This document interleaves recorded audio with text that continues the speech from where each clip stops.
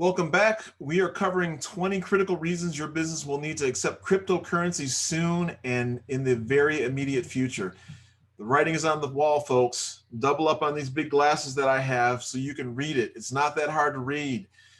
Listen, this is here, it's here to stay, and you've got to set your business up. Before we jump into number two and number one, click the subscribe button, click the thumbs up, click the alert button so you're notified of future content that comes from this channel. And I will link the playlist to this video series as well as the playlist to cryptocurrency to give you a running start on your research. You can check it out after this video is over. A lot of good content there. I'm pretty agnostic about it. I'm not recommending one over the other, although I do have a pretty strong opinion about what I think the players will be. Not going to share that here. This is not what this is about. Do your own due diligence. There's a lot of stinkers out there too. We're going to jump into number two. Number one, the U.S.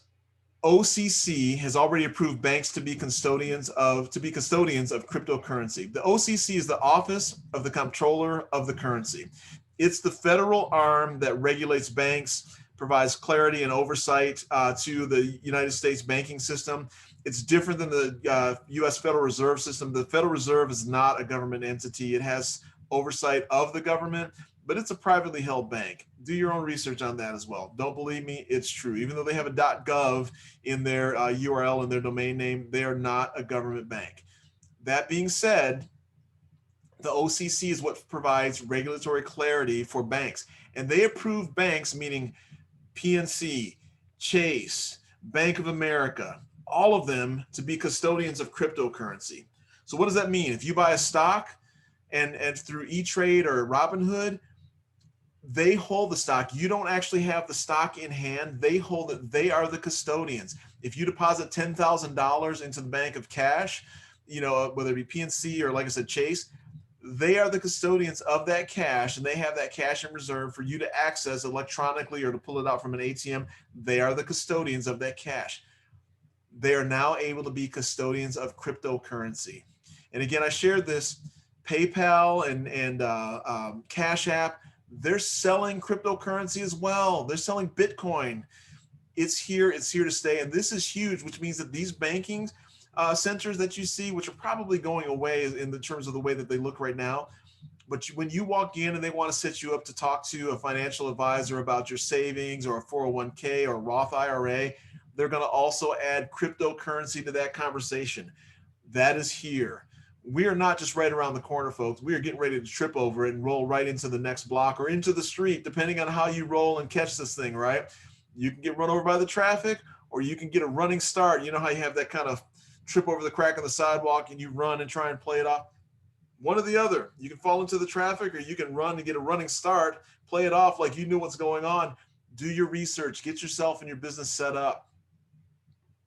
And the number one reason that you need to get your business and yourself set up for cryptocurrency is the federal bank. And I just talked about this again just a second ago. The Federal Reserve Bank of the United States of America is already in the process of establishing a CBDC.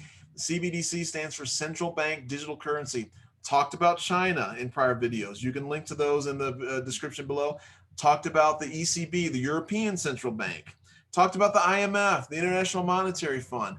All of them are also in play here.